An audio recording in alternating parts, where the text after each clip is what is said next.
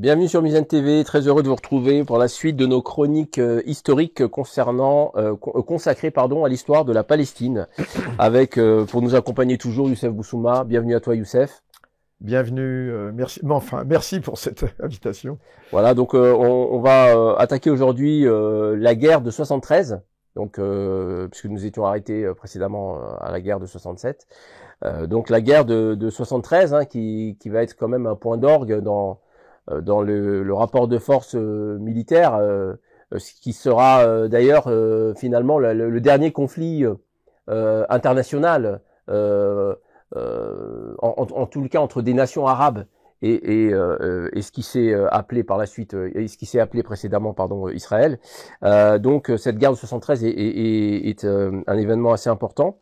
Donc je te laisse, comme d'habitude, introduire sur le contexte dans lequel ce conflit s'est déroulé. Alors, la guerre de 73, que l'on appelle communément guerre du Kippour pour les uns, guerre du Ramadan pour pour d'autres. Cette guerre, évidemment, le contexte, eh ben, c'est le contexte de l'affrontement entre les pays arabes et l'antisionisme, donc Israël. Et c'est un contexte, donc c'est l'Égypte qui va être l'Égypte et la Syrie qui vont aidés par d'autres pays arabes, hein, mais essentiellement l'Égypte et la Syrie qui vont être à l'origine de cette guerre, alors que la guerre précédente, la guerre appelée guerre des 6 jours, mais que l'on doit appeler l'agression de juin 67, enfin que du côté arabe on appelle l'agression de juin 67, alors avait été à l'initiative de l'antidécionniste, hein. Et je le dis bien, c'est important de le dire parce que souvent il y a une réécriture qui consiste à dire qu'Israël n'a fait que se défendre en juin 67. On sait ce qu'il en est. En fait, non, c'est bien Israël qui a agressé en juin 67 les pays arabes. En 73, par contre, il en va autrement puisque ce sont deux pays arabes, comme l'Égypte et la Syrie, qui vont être à l'origine de ce conflit. Alors, ce qui précède ce conflit, eh bien, c'est ce qu'on appelle la guerre d'usure, hein, c'est aussi une guerre d'usure, hein, une guerre d'usure qui a lieu sur différents fronts, comme avant la guerre de 67, on a une sorte de guerre d'usure. Depuis 67, on le sait, l'antidécionniste occupe le Sinaï égyptien et occupe le Golan syrien, des territoires qui ont donc été pris à l'occasion de cette agression de 67. Une résolution de l'ONU, la résolution 242, faisait obligation à l'État d'Israël d'évacuer ces territoires, chose qui n'a toujours pas été faite en 73. Israël n'a toujours pas, d'ailleurs jusqu'à aujourd'hui, hein, ne s'est toujours pas plié à cette injonction de l'ONU, du Conseil de sécurité. Donc l'Égypte, à l'époque, vit un petit peu sur le traumatisme de la défaite de 67, la défaite cinglante de 67, et qui voit l'Égypte finalement complètement contestée dans sa souveraineté nationale, puisque une partie de son territoire, le Sinaï en l'occurrence, eh bien, est occupée par les forces israéliennes et qui ont fortifié le Sinaï avec une formidable ligne de défense qu'on appelle la ligne Bar-Lev, une série de fortifications, des fortins, hein, et qui sont donc de l'autre côté du canal et qui effectivement, disons, protègent ce territoire occupé par l'armée israélienne, hein, qui y tient des chars, qui a des fortifications, qui y tient des chars, des garnisons, voilà. La reconquête du Sinaï pour l'Égypte et la reconquête du Golan pour la Syrie sont des questions de souveraineté nationale. Ce sont des questions qui sont très populaires dans ces populations, très populaires dans ces deux pays. Alors en ce qui concerne l'Égypte, le principal acteur, depuis la mort de Nasser, c'est Sadat, qui était vice-président, c'est Sadat qui est au pouvoir en Égypte. En septembre 1970. Depuis septembre 1970. On le sait, Nasser est mort, il avait un cœur fragile et on dit qu'il s'est épuisé dans les navettes pour réconcilier les Palestiniens et le roi de Jordanie, hein. Il y avait eu un affrontement terrible entre l'armée jordanienne et les Fellaïnes, les combattants palestiniens, qu'on a appelés Septembre Noir. Hein, et on sait que Nasser s'est beaucoup dépensé pour aboutir finalement à une paix. Hein, mais c'est vrai que son cœur finira par lâcher. Et c'est donc Sadat qui lui succède. Alors Sadat, qui était un des trois de ce fameux triumvirat qui avait fait le coup d'État contre le roi Farouk. Neguib, bon, n'est plus d'actualité à l'époque. Hein. Donc Nasser, qui ensuite sera aux commandes de l'Égypte. Et il y avait encore donc Sadat. Sadat qui devient donc le chef de l'État en Égypte. Et Sadat a des idées politiques hein, précises qui divergent de celles de Nasser. Il n'est pas dans le même logiciel politique. Sadat pense que l'Égypte doit libéraliser son économie. Il pense que l'Égypte doit libéraliser son économie, s'ouvrir à l'Occident en fait, rompant avec les choix stratégiques de Nasser qui étaient de s'allier avec l'URSS. Et Sadat, eh bien, il a certaines convictions. Hein, et entre autres, eh bien, il faut libéraliser l'économie. L'économie égyptienne était quand même étatisée largement, un soupçon de socialisme, on va dire. Hein, Sadat veut mettre en place des réformes économiques. Ces réformes économiques qui s'inscrivent tout à fait dans le sens de la libéralisation, on appelle ça l'infitah, l'ouverture économique. Ça veut dire rompre avec une politique d'aide aux produits de première nécessité, parce qu'en fait, lorsqu'un pays s'ouvre économiquement, se libéralise, eh bien, cela lui permet de souscrire des prêts auprès du FMI, auprès de la Banque mondiale, et ces prêts, comme d'habitude, sont assujettis à ce qu'on appelle la vérité des prix, c'est-à-dire cesser l'aide aux produits de première nécessité, hein, cesser de soutenir certains secteurs de l'économie. Bon, en tout cas, cela va s'accompagner de mesures impopulaires, puisque évidemment l'économie socialiste de Nasser faisait la part belle aux dépenses sociales, ce qu'on appelle les transferts sociaux. Bon, toujours est-il que Sadat a besoin de redorer un petit peu son blason auprès de sa population. Et c'est vrai qu'une campagne militaire pour reconquérir le Sinaï serait peut-être une bonne chose. C'est ce qu'il pense. Cela dit, la conception, enfin l'objectif que se fixe Sadat n'est pas une reconquête militaire totale. Sans doute a-t-il conscience du rapport de force, mais sans doute diront d'autres qu'il pêche par esprit de défaitisme. Toujours est-il que le but de Sadat, c'est une campagne militaire limitée qui forcerait les grandes puissances à intervenir et, disons, à remettre sur la table une négociation sur l'évacuation du Sinaï, à l'Égypte, qui serait ainsi restituée. Hein. Donc, Sadat a en tête une guerre limitée. Donc une blitzkrieg destinée, une guerre éclair destinée à des fins politiques, pour recréer un rapport de force politique qui soit favorable à l'Égypte pour récupérer le Sinaï, c'est ça? C'est ça, en fait, une intervention militaire hein, limitée qui ensuite eh bien, pousserait les grandes puissances à intervenir et à reposer et à remettre sur la table la question de la résolution 242, de l'application de la résolution 242. Donc il s'appuie là-dessus, Sadat. Il est conscient, enfin selon Sadat, il n'est pas possible de reconquérir militairement totalement le Sinaï. Par contre, il est possible de porter un coup, une offensive qui en même temps va redorer son blason auprès de la population. Et donc il se prépare hein, militairement et stratégiquement pour ça. Voilà, alors, dès 72, hein, il se prépare à cela. Il faut dire une chose, c'est qu'après la défaite de 67, Nasser lui-même a commencé à réorganiser l'armée égyptienne en termes d'armement. Alors Sadat, lui, va un peu plus loin, il va limoger un certain nombre d'officiers qui sont responsables de la défaite de 67. Il va en promouvoir certains. Et puis en termes d'armement. Alors, les relations entre l'Égypte et l'URSS vont connaître des hauts et des bas, comme on dit.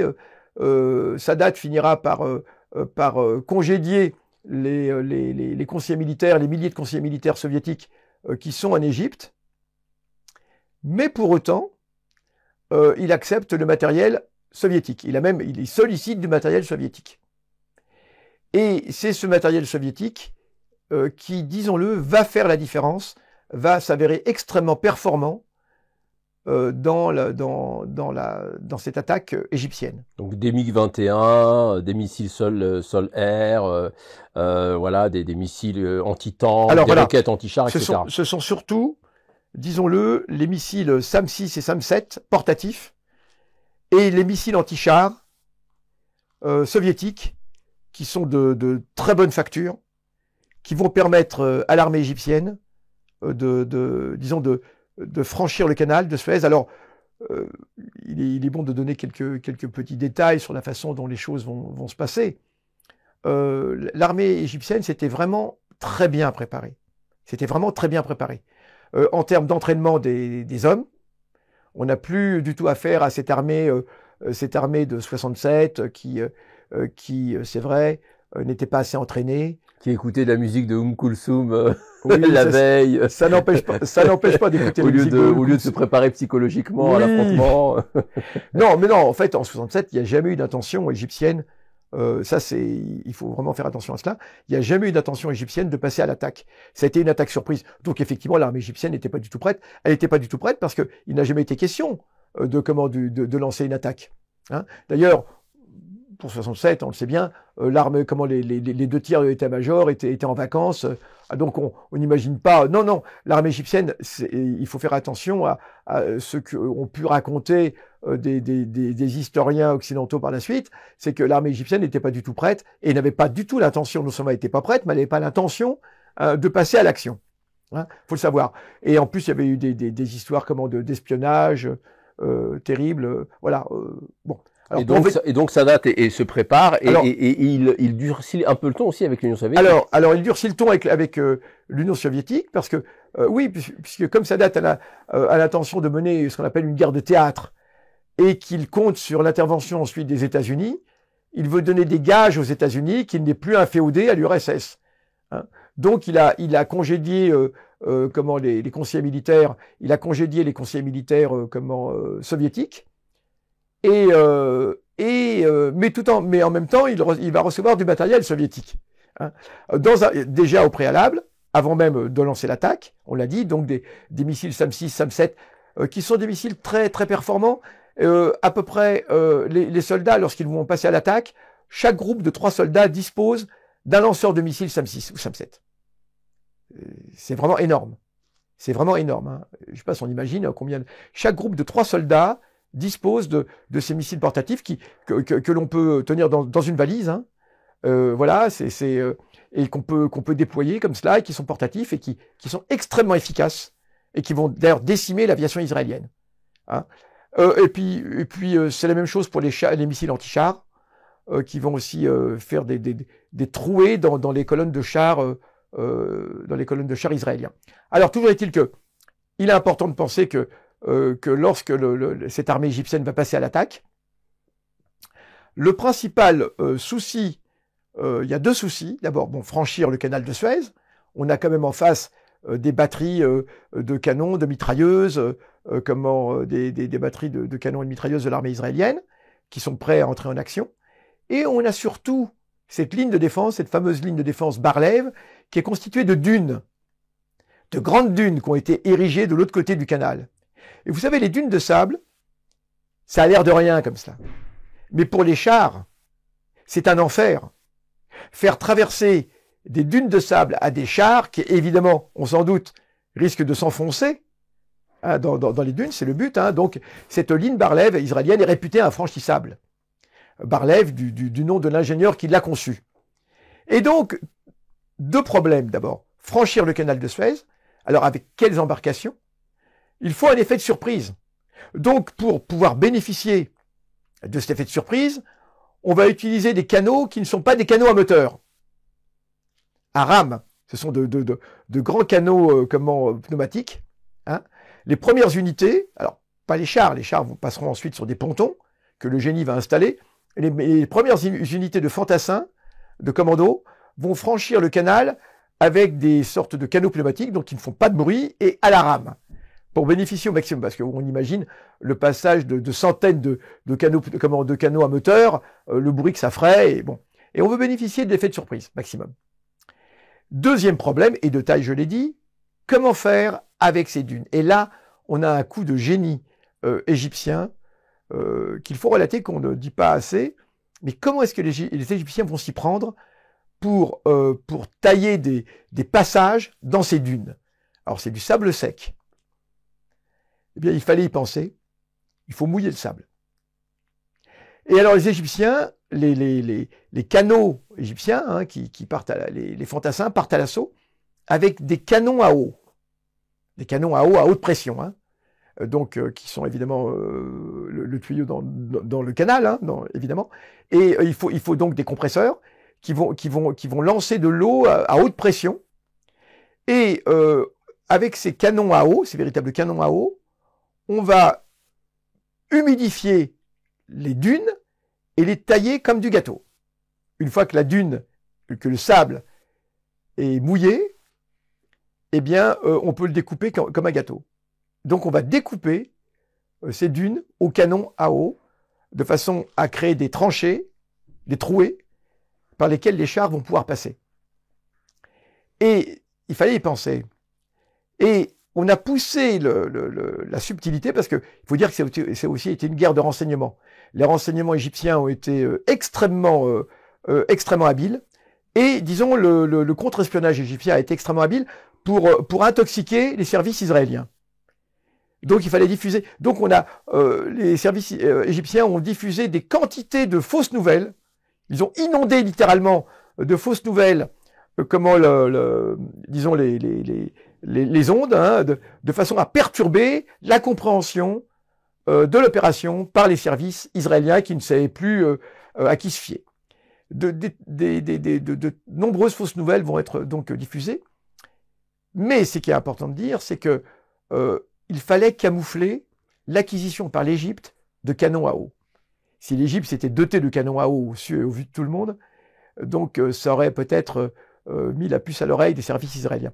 Alors, longtemps avant, hein, donc c'était un projet qui est très ancien. Ces tirs de canons à eau, c'était une des principales difficultés à résoudre. Il y a longtemps que les Égyptiens s'étaient mis sur l'affaire et réfléchissaient à comment abattre ces dunes. Alors, les Égyptiens vont commander, on sait qu'ils vont commander des canons à eau, je crois que c'est à la Yougoslavie. Officiellement, c'était pour l'agriculture. Des compresseurs, hein. Alors officiellement, c'était pour l'agriculture, d'accord, pour l'irrigation. Et c'est comme ça que, longtemps avant donc l'attaque d'octobre, eh bien, l'Égypte va acquérir donc un certain nombre de ces canons à eau et qui seront utilisés ce jour-là, hein, pour tout à fait autre chose qu'à l'agriculture. Alors, ces deux principales difficultés étant résolues, le passage du canal à bord de canaux pneumatiques et les canons à eau pour découper les tranchées, il suffisait de passer à l'action. Et c'est ce qui va être fait. Et de façon rapide, les commandos sont dirigés par un chef, le général Chazli, dont nous reparlerons ensuite, qui est un baroudeur. C'est un baroudeur égyptien qui a ses méthodes. D'ailleurs, on l'a souvent rapproché du général Sharon du côté israélien, hein. Voilà, ou du colonel Bijar pour l'armée française, hein. Ce sont ces officiers qui prennent des initiatives sur le théâtre des opérations sans forcément en référer, mais initiatives qui s'avèrent souvent payantes, hein, et qui ont un certain, comme on dit, qui ont un génie tactique. Qui leur permet de prendre. Et le général Chazli est l'un de ces hommes. Et l'un de ces hommes qui est un baroudeur, qui est près de ces hommes, voilà. Et donc les commandos de Chazli vont effectivement faire merveille. On l'a dit, équipés avec ses missiles SAM-6, SAM-7 et ces missiles anti-chars. Ils vont faire merveille et très rapidement, en très peu de temps, la ligne Bar-Lev va être enfoncée. C'est quasiment la débandade du côté israélien. On s'y attendait pas du tout. Les fortins sont pris. Et on fonce.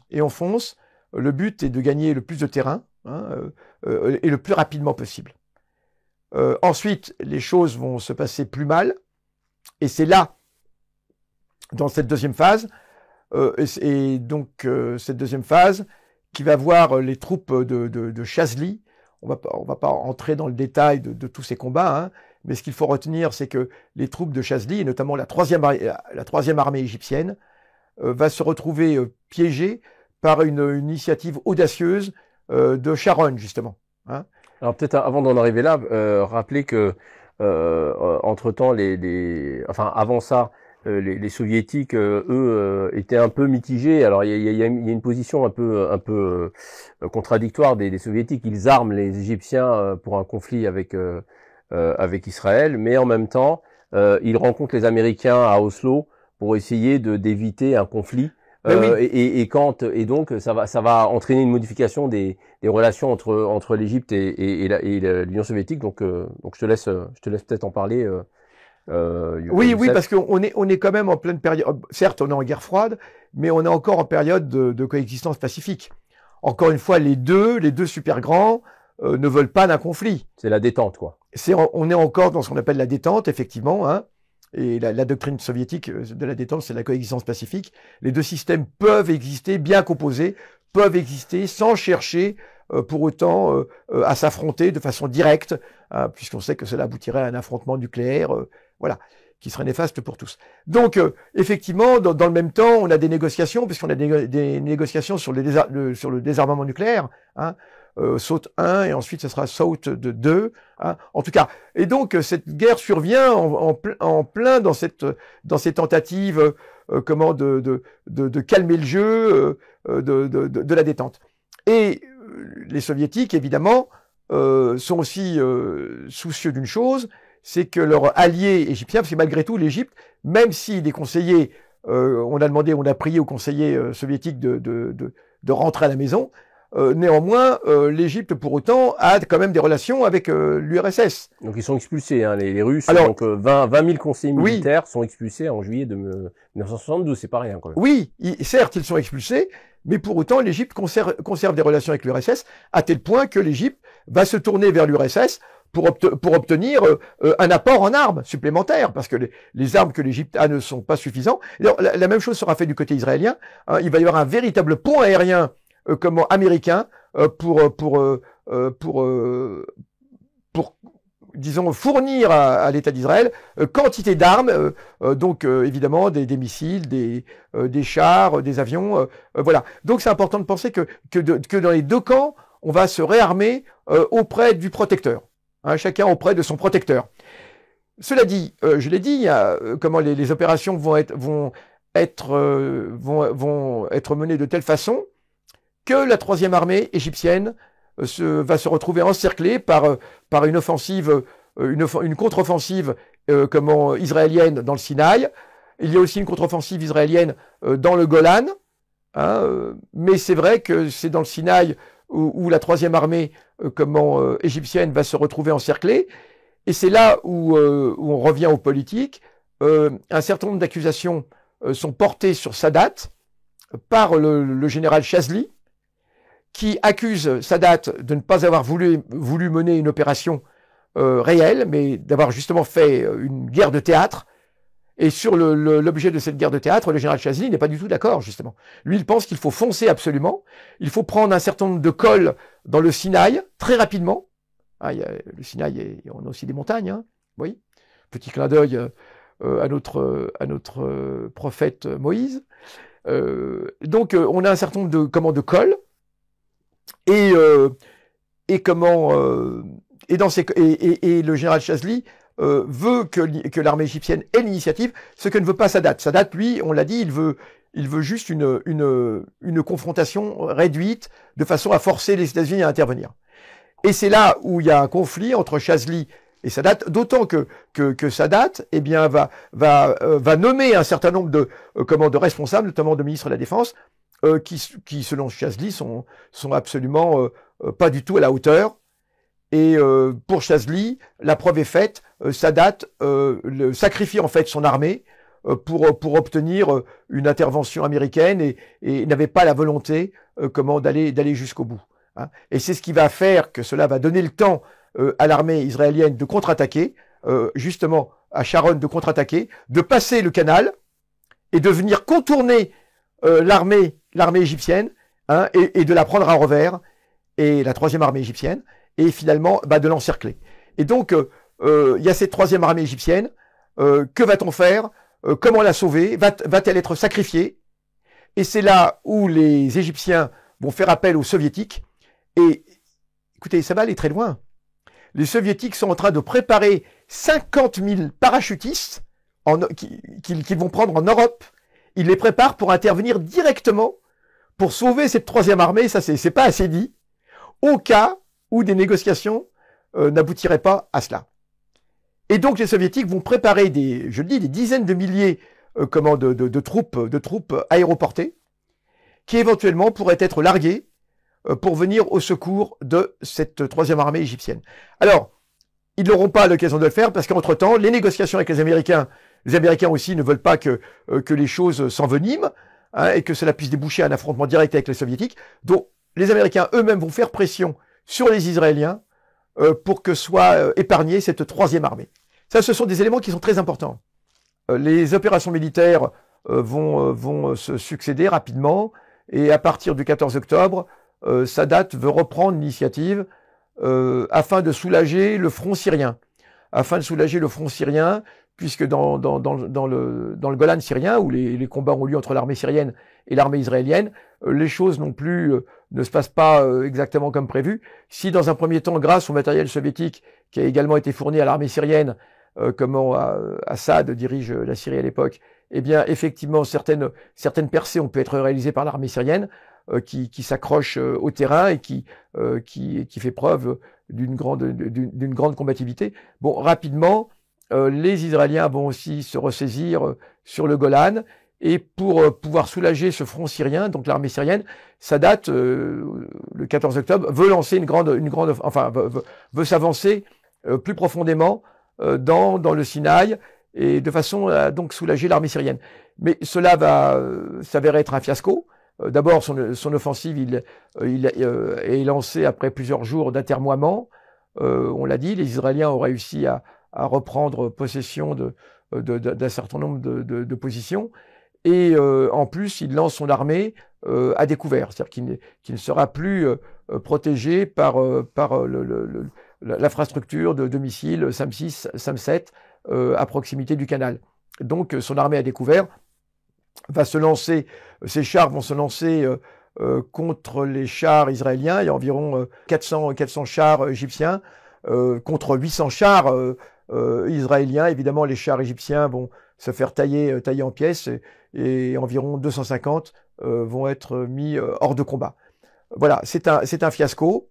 À partir de ce moment-là, Sadat compte sur les grandes puissances, et particulièrement sur les États-Unis, hein, pour mettre fin au conflit et trouver, on pourrait dire, une sortie honorable, à la fois pour son armée en général, mais aussi pour le sort de cette troisième armée, hein, dont on a parlé, et qui s'est retrouvée par l'infortune des opérations militaires, encerclée par l'armée israélienne.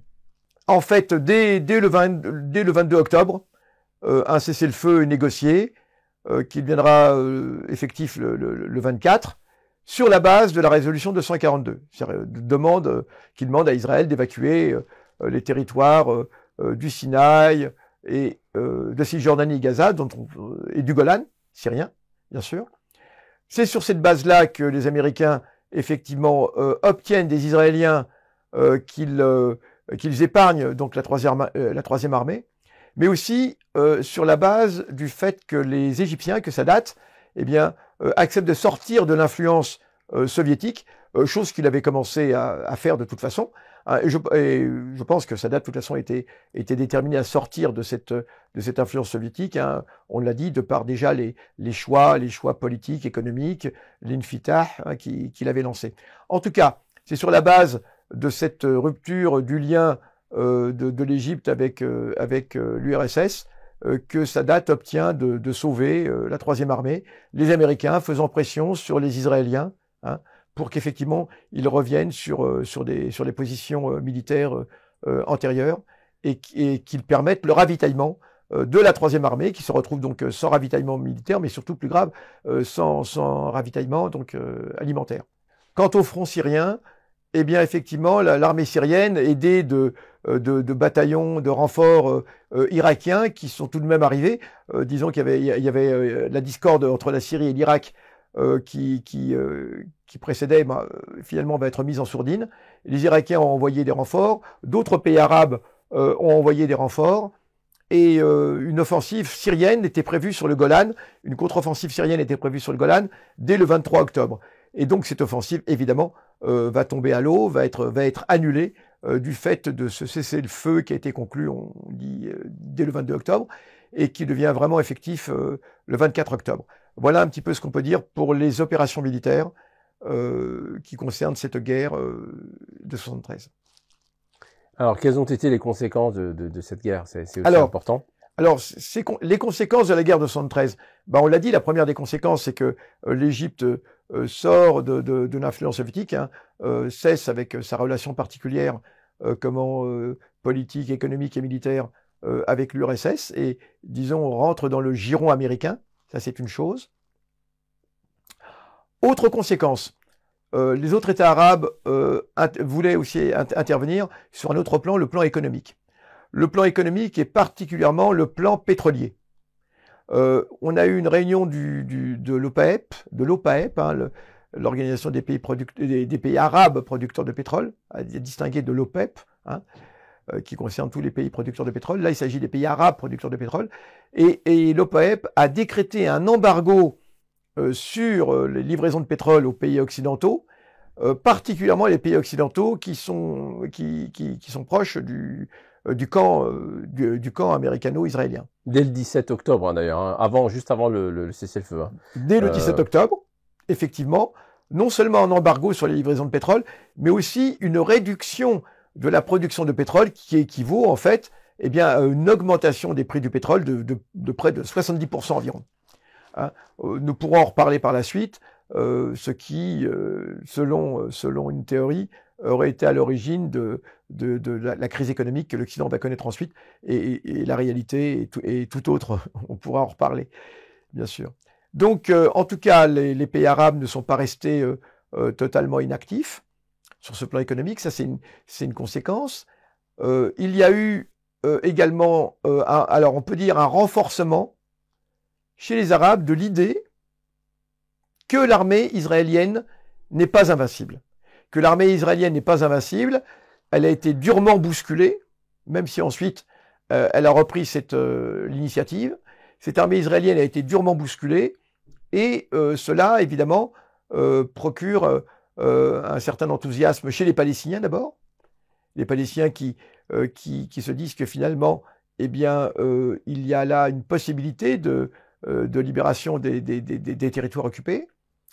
Mais d'une manière générale, pour les pays arabes, qui retrouvent une certaine dignité, après l'échec cuisant et l'humiliation de la guerre de 67, un sentiment de fierté arabe revient sur le devant de la scène.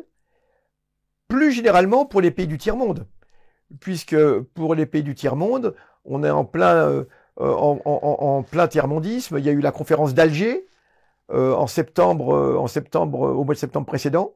Au début septembre précédent, il y a eu la conférence d'Alger, et cette conférence d'Alger fait suite à toutes les conférences des pays non alignés.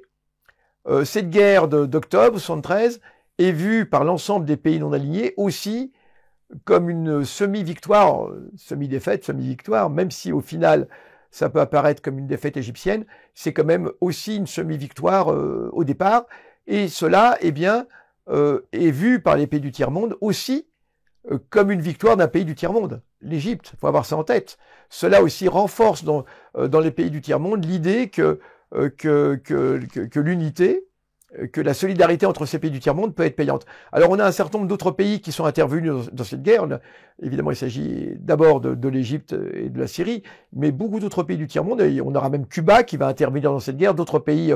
L'Ouganda, la Corée du Nord, l'Algérie, le Maroc. Le Maroc, dont les troupes aéroportées dans le Golan vont faire merveille. Le Soudan, la Libye, le Pakistan, il y a beaucoup de pays, même la Tunisie, l'armée algérienne, même l'Arabie Saoudite. L'Arabie Saoudite également. Oui, des soldats. C'est vraiment une autre époque. Une autre époque. L'armée algérienne qui va fournir des avions.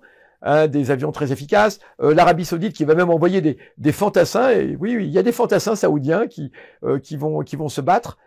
Chose à peine croyable si on rapporte ça à l'époque actuelle. Donc cette guerre de 73, pour beaucoup de pays, apparaît malgré tout comme une semi-victoire. Comme une semi-victoire, un signe aussi d'unité, on l'a dit par cet embargo. On peut faire fléchir l'Occident. Un exemple, les pays d'Europe, aucun des pays d'Europe, à part le Portugal, qui à l'époque est dirigé par quand même une dictature, hein, la terrible dictature de Salazar, eh bien aucun des pays d'Europe ne va accepter de servir d'escale aux avions américains gros porteurs qui transportent du matériel à destination de l'armée israélienne. Et il est important de le dire, y compris la France. Et d'ailleurs, en ce qui concerne la France... Pourquoi ? Alors c'est la doctrine de Gaulle qui est encore en vigueur, c'est-à-dire ce qu'on a appelé la politique arabe de la France. Hein. C'est-à-dire que la France, dans le conflit du Proche-Orient, la France... Eh bien, la France n'a pas décidé d'être du côté des Arabes. Simplement, la France se base sur le droit international. Elle veut l'application de la résolution 242, qui fait exigence à l'État d'Israël d'évacuer les territoires occupés. Et tant qu'effectivement cette résolution 242 n'est pas appliquée par Israël, eh bien, la France décide l'embargo sur les livraisons d'armes à destination des deux camps, d'ailleurs, pas uniquement d'Israël, ce qui hérite énormément, évidemment, à l'État d'Israël, on s'en doute. Et la France veut adopter une stricte neutralité dans ce conflit, basée sur le droit international. Mais il y a quand même, ce droit international, il est important, mais il est clair que la France ne voit pas d'un bon œil l'occupation des territoires occupés par Israël. La France veut entretenir de bonnes relations avec le monde arabe. Et il y aura ce mot de Michel Joubert, ministre des Affaires étrangères, Michel Joubert qui ira jusqu'à dire, concernant l'attaque égyptienne d'octobre 73, il dira quelque chose du genre il est normal de vouloir rentrer à la maison. Il est normal de vouloir rentrer à la maison, ce qui équivalait évidemment, sans doute, à une acceptation et un soutien, au moins tacite, de cette offensive égyptienne, d'autant plus que cette offensive égyptienne eh bien, va exactement dans le sens de déclarations antérieures du général de Gaulle. Rappelons-nous le général de Gaulle qui bon à l'époque qui est mort, hein, évidemment, mais qui après la guerre de 67, eh bien, avait déjà complètement envisagé la suite des événements, puisqu'il avait prédit. Était-il nécessaire d'être prophète pour prédire cela? Mais le général de Gaulle avait prédit qu'effectivement, l'occupation israélienne de la Cisjordanie et de Gaza entraînerait fatalement une résistance de la part des populations palestiniennes et en fait, voulait-il dire, une guerre sans fin, si jamais effectivement l'État d'Israël ne respectait pas mettait en application la résolution 242. Et il avait l'expérience, parce qu'il y avait l'occupation française tout à fait. En Algérie a constitué de terrain d'essai et d'expérience. Absolument. À De Gaulle, hein, par rapport à ça. De Gaulle sait très bien que à terme, on occupe un territoire avec une population. Forcément, cela, et d'ailleurs les événements actuels le prouvent bien, est une guerre sans fin. Hein, en tout cas, initie une guerre sans fin. Et donc on a donc la France qui, de ce point de vue, a cette position. Alors c'est incroyable si on juge cela à l'aune des événements actuels de la situation d'aujourd'hui. Mais tous les autres pays d'Europe, refusent de servir d'étape aux livraisons d'armes pour l'État d'Israël. On est bien loin de ce qui se passe aujourd'hui. Évidemment, les seuls pays qui effectivement sont prêts à coopérer à cela, ce sont des pays comme l'Afrique du Sud, l'Afrique du Sud de l'apartheid, comme le Portugal fasciste de Salazar. Voilà un petit peu ce qu'on peut dire au plan diplomatique. Il y a aussi les conséquences sur le plan intérieur chez les Israéliens, parce qu'il y a des conséquences politiques. Alors, au plan intérieur, chez les Israéliens, cette guerre de 73 a fait l'effet d'un véritable tsunami politique. L'armée israélienne a été prise en défaut, on l'a dit. Ses services de renseignement ont été pris en défaut. Son armée, visiblement, n'était pas prête et s'était endormie sur ses lauriers de 67. Dans l'année qui va suivre, Golda Meir, le Premier ministre Golda Meir et le ministre de la Défense Moshe Dayan seront contraints à la démission. Une nouvelle équipe va arriver au pouvoir. L'État d'Israël a le sentiment qu'il n'est pas invincible et qu'effectivement, eh bien, il va devoir faire des concessions. Il va devoir faire des concessions. Au titre des conséquences de la guerre, de cette guerre de 73, il faut quand même noter, premièrement, le raffermissement de la position américaine au Moyen-Orient, puisque jusque-là, on peut dire que l'URSS était un petit peu un acteur privilégié, l'URSS allié de la Syrie, allié de l'Égypte, voilà, allié de l'Irak. Donc, avec cette opération sauvetage de l'Égypte par les Américains, eh bien, on peut dire que leur position se renforce au Moyen-Orient. Ils prennent pied de façon plus importante au Moyen-Orient. Et puisqu'ils vont être les acteurs principaux de ce dénouement, et on peut dire de cette demi-victoire arabe. Ce cessez-le-feu sera établi sous l'égide des Nations Unies, qui dépêchera bientôt des troupes de maintien de la paix dans le Sinaï, qui resteront jusqu'aux accords de Camp David, jusqu'à l'évacuation du Sinaï après les accords de Camp David, quelques années plus tard, en 1978. Sur le front syrien, Israël finira par la suite par évacuer des positions dans le Golan syrien, notamment la ville de Quneitra. Et au plan intérieur égyptien, le général Chazli, dont nous avons déjà parlé, évidemment, et qui a été hostile à la façon dont Sadat a mené les opérations militaires, eh bien, l'hostilité de Chazli va se renforcer. Il sera mis à l'écart. Il sera nommé ambassadeur et finira par quitter l'Égypte avec la conclusion des accords de Camp David auxquels il était absolument hostile. Hein, et le général Chazli demandera l'asile politique en Algérie où il restera très longtemps. Voilà un petit peu ce qu'on peut dire sur le plan des conséquences de cette guerre de 73. Merci Youssef donc pour cette séquence consacrée donc à cette guerre de 73 qui a été quand même riche en rebondissements et en événements. La prochaine fois, nous aborderons donc la suite de cette guerre 73 qui mènera donc aux accords de Camp David. Voilà, donc je donne rendez-vous à nos auditeurs. Restez bien connectés sur Musen TV pour la suite de cette chronique. Merci Youssef de nous avoir accompagnés et à très bientôt sur cette chaîne. Merci.